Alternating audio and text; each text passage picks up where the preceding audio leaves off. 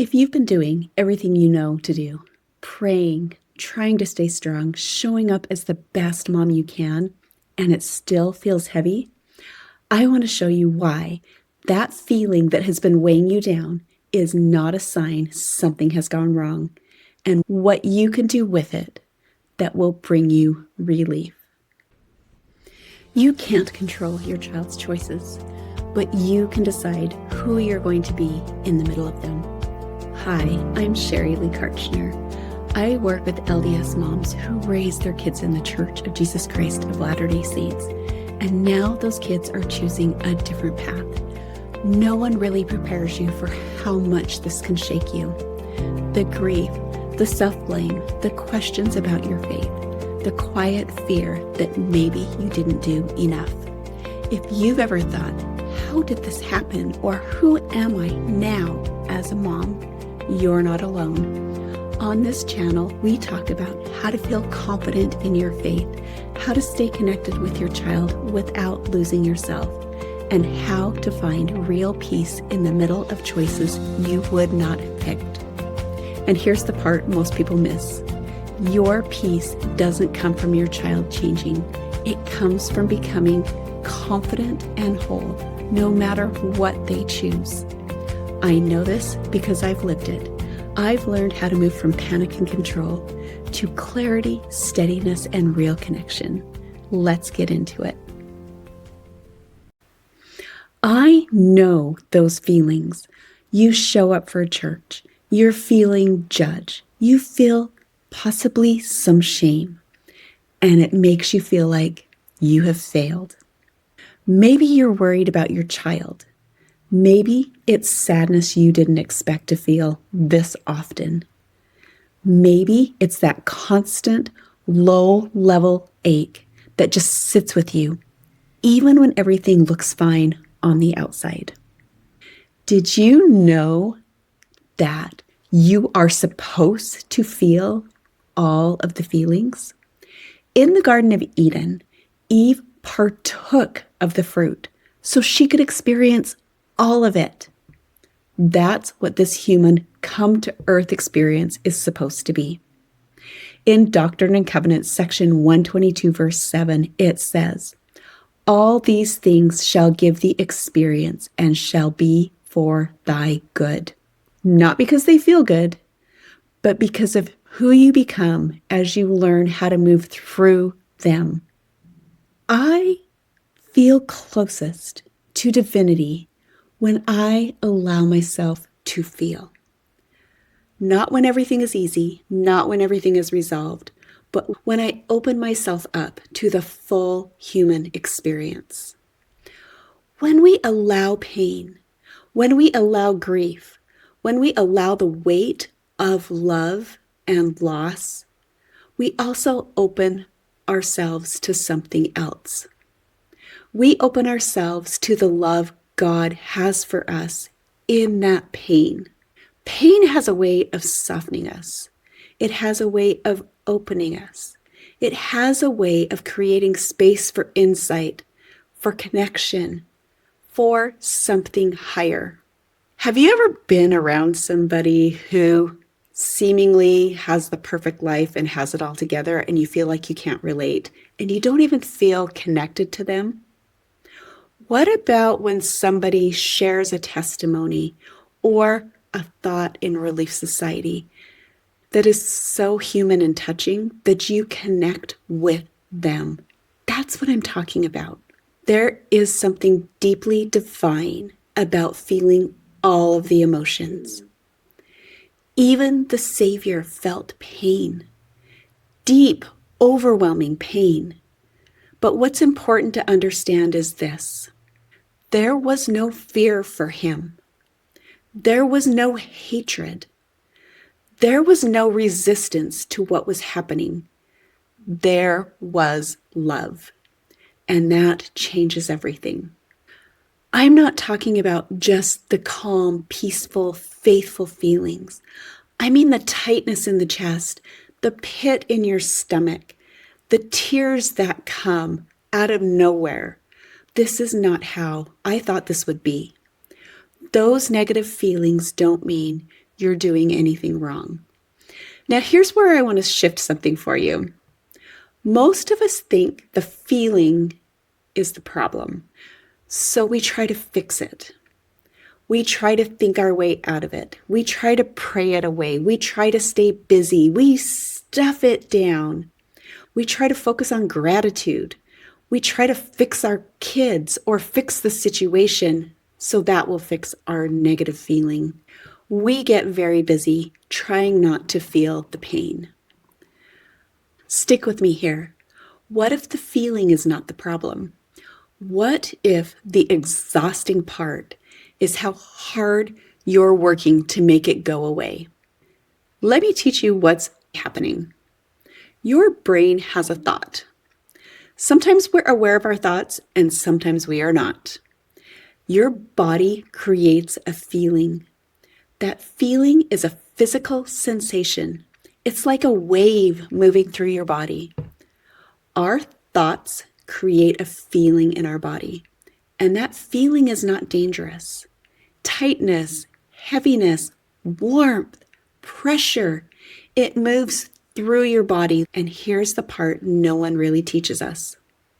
That feeling will pass, even if the situation doesn't change, unless we start fighting it. I want to introduce something that can completely change how you experience your emotions. I want to talk about clean pain versus dirty pain. Clean pain is the pain that is part of the human experience. It's grief, it's sadness, it's disappointment, it's love that hurts. Clean pain is refining. It softens you. It connects you. It brings you closer to God. It's the kind of pain that says, this matters to me. It's important. It's love. When you allow clean pain, it moves through you. It teaches. It opens your heart. But then there's dirty pain. Dirty pain is the add-on suffering we create. It's the story, it's the resistance, it's the judgment. It sounds like, I shouldn't feel like this. This means I failed. This shouldn't be happening. What's wrong with me? Where did I go wrong? Dirty pain keeps you stuck and spinning. It's heavy, it's layered, it builds resentment, fear, and resistance. It's not that original emotion. It's everything that we pile on top of it. So instead of just feeling sadness, now you feel sadness plus guilt or shame or frustration. And that is what makes it overwhelming. Trying not to be anxious creates more anxiousness or even anxiety. Trying not to be sad creates heavier sadness. Trying not to think about it, it's all you think about. It's not because you're weak, it's because you're human. I have a couple of really great examples for you. I don't like bugs or creatures that are slithery of any kind. Yes, I understand that they are important to the earth, but I don't want them anywhere near me or touching me. When a spider is nearby, I have a pretty negative feeling. Gross, heaviness, fear. Those are the feelings that I experience. Now, I know there are people who love insects or slithery creatures, and they have much different thoughts about them than I do. And my thoughts come so fast, I don't even believe I'm aware of them in that moment. What about roller coasters? I'm going to admit I haven't really been on a lot of rides. We were not a Disneyland family. We didn't live anywhere close to where there was a ton of rides. I've been on a few, but roller coasters is one that my stomach just does not like. But my husband and I were at Universal Studios. There's a roller coaster that goes zooming way above your heads. I don't remember what it's called. I was standing on the ground. That thing went shooting by and my stomach flipped. I was motion sick just watching it go over my head. Now, my husband, he likes roller coasters. So he asked if I wanted to go, and it was a hard pass. But I knew he wanted to, so I said, go. I'll wait. It's not a problem. I don't care how long the line is. I don't know when we're going to get back here. So go enjoy. His thoughts and feelings about a roller coaster are much different than mine. It was thrilling for him. I'm 100% sure that I would have either died or thrown up or a combination of both. So, how does this relate to our relationship with our adult kids that are making choices that we don't love? When one of my children made choices that I wasn't loving, I had thoughts like, I failed. Where did I go wrong? How do I fix this? Which led to feelings of shame, failure, disappointment, layered on the sadness that I was feeling. My husband's thoughts were more, he has his agency. He gets to figure this out. His feelings were less painful than mine. He did have some concern and sadness, but he wasn't layering on guilt and shame and disappointment. He was handling it in a much healthier way than I was. I was adding on layers and layers of dirty pain where he was having the clean pain experience. I think there's two ways to experience pain. One is feeling the emotion, and the other is fighting the emotion. Most of us think we're struggling because of the first one, but it's almost always the second one. When you understand clean pain versus dirty pain, you start to see this clearly. Clean pain says, this hurts and I can be with it. Dirty pain says, this hurts and it shouldn't, and I need to fix it right now. One moves us forward and the other keeps us stuck and spinning. Think about this in your own life. Have you ever tried to fight against the anxious feeling that you're feeling and it just gets worse? Or tried not to feel sad and it got heavier? A classic one that I layer on is annoyed. I know this work really well. So when I'm feeling overwhelmed, I start layering on annoyed because I think I should have figured this out by now, that I shouldn't be getting overwhelmed. So then I'm overwhelmed and I'm annoyed by my overwhelm. Here's a different way I could look at it. That's interesting that I'm overwhelmed. What is making me overwhelmed right now? Get curious about it. Wonder about it, as opposed to quickly jumping in with being annoyed. I'm still a human living a human experience. So no matter how much I understand this amazing work in this coaching world, I'm still going to have human feelings. So you're not bad at handling emotion. You probably didn't know there was a different way. You were maybe taught to share your feelings, or, like me, stuff them down. Not that I was taught that, but that is how I managed my feelings. Stuff them so nobody could see them. That's not a problem now that I know better. I still find myself doing it, but I try to not stuff them down. I try to let them out. It feels so heavy and hard because we're coming at things with love and fear and hope and grief, possibly all at the same time. And your brain goes straight into problem-solving mode. Fix this, fix them, fix this feeling. And we trick ourselves into thinking, if things were going as it should, I would not feel so terrible.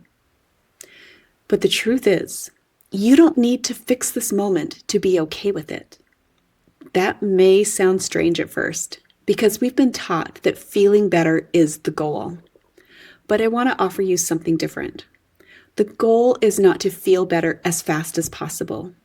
The goal is to stop making it worse by stuffing or layering those feelings on. Nothing has gone wrong here. So what if instead of trying to get out of the feeling, You learn how to be with it. Make it feel doable, not heavy, not forever, not perfectly, but just for a moment. I want to walk you through a practice that's so easy and is a game changer. It's called Name It to Tame It and Feel It to Heal It, or Feel Your Feelings. The first step, we are going to name that feeling. I want to remind you that feelings are one word. If you've got a whole sentence, that's your story. It's not the feeling. So what is a one-word feeling you have? It might be nervous. It might be anxious, sad, happy, angry, afraid, disappointed, frustrated, overwhelmed, a plethora of feelings. Find the one that you are feeling and name it. It sounds like this. Oh, I'm feeling a little anxious right now. I see you, anxiousness or anxiety. Or it could be, I'm sad. I see you, sadness. And then we're going to feel it to heal it. This might sound a little crazy, and the first time I did it, I thought there was no way this is going to work. And I was mind blown by how quickly it worked. So you've named it. And then you're going to locate it in your body. A lot of my feelings sit in my stomach, or they'll rise up into my chest. But people feel it in their shoulders or even in their necks and hands. They might even feel things down their legs. Locate it in your body. And once you locate it, sit with it. Watch it for a minute. Is it like a heavy, hard rock, dense, sitting there? Or is it kind of moving? Is it swishy? Is it light? Is it opaque? Does it have a color? Get into your body and out of your head. Be with it for just a few seconds. Watch it, acknowledge it, name it again. You could even ask yourself the question, can I let this be here for just a minute? That question alone will help change things, because you stop turning that one emotion into 10 emotions. You stop adding fear on top of the sadness. You stop adding frustration on top of anxiety. You just feel what's already there. And when you're doing this, you're allowing clean pain to move instead of turning it into dirty pain that keeps you stuck and spinning. As you sit with that feeling, you will feel it rise up and leave your body. You can picture yourself handing it to Christ or just lifting out of you. Now, because you've done this, doesn't mean that feeling never comes back. It may come back quicker than you'd hoped, but you know what to do now. Name it to tame it and feel it to heal it. We have been taught to turn to God, and that really matters. But something I see over and over in the women that I help is that they're hurting, not because they're doing anything wrong spiritually, but because they don't have the tools to handle what's happening inside of them or in their minds. Coaching fills that gap. It gives you a way to live the peace you're praying for, even when the situation hasn't changed. Most of us were taught how to pray, how to serve, how to show up, but we were never taught how to sit with fear or sadness or worry without letting it take us down. I help women learn how to feel those emotions without the emotions running the show. You can love your child and feel sad about their choices and still feel whole, still feel like yourself. You can feel peace in those situations. You can feel like you. For this episode's You're Allowed reminder, there's something I want you to hear clearly. You're allowed to feel sad and still be a good mom. You're allowed to feel scared and still trust God. You're allowed to not like this and still be doing an incredible job.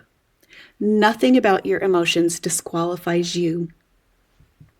I want to bring this back to faith for just a minute.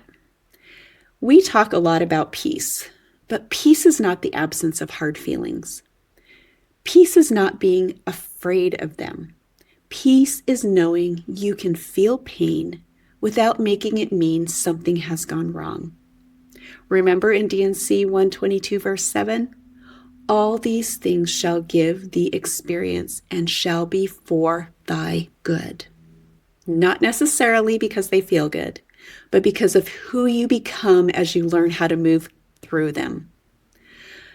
I love this reminder from Elder Kyle S. McKay from General Conference 2021. He said, "The atonement of Jesus Christ provides not only for our ultimate redemption, but also everyday relief." Sometimes we think relief is supposed to come from removing the hard things, but often it comes from learning how to be with it in a different way. Remember, even the Savior felt pain. He felt that deep pain, not because something had gone wrong, but because love was present. And that changes how we can see our own pain. Because if the problem is not your child, and it's not your life, then you're not stuck. You have more control here than you think. Not over them, but how you experience this. And that is everything. When you stop fighting your emotions, you free up so much energy. You think more clearly and you respond more intentionally. You show up as the mom you want to be, not because everything feels easy, but because you're not overwhelmed by how you're feeling. You're not derailed by all of those feelings that you've just layered on top of probably the original sadness or fear or heartache. So I want to challenge you this week. Don't try to be better. Don't try to feel better. Try this one thing. When the feeling comes up, don't push it down or layer on more feelings. Name it to tame it and feel it to heal it. Even for 30 seconds. This is something you can do while you're cooking dinner, while you're working, while you're sitting at the table. You will see that you are stronger than you thought. If you're sitting there thinking, okay, but how do I do this? That's exactly the work I help women with. We identify those feelings, those ones that you've layered on top of each other. I teach you how to do this in real life, your situation with your emotions. I want to remind you that I have free 25-minute Find Connection and Peace calls. We'll take a look at what's going on for you. I'll show you how to start handling it in a way that feels better. That clean pain. You might be closer to feeling peace than you think because you don't need a different child. You don't need a different life. You don't need a different situation. You don't need people to behave differently. You just need a different way to handle what's already here, going on in your life right now. And that is something you can learn. I'm so glad you're here. I'll see you again next week. If you're a mom who wants to stay confident and whole in this season, this channel is for you. There's more coming, and I want you to have support every step of the way. Tap the bell so you'll know when a new episode drops. And if you're ready for more than just information, if you want real guidance as you figure out who you're going to be in this season of motherhood, there's a link below. That's where you can learn about working with me one-on-one or inside Confident and Whole. You don't have to wait for your child to change to feel peace again. I'll see you in the next video.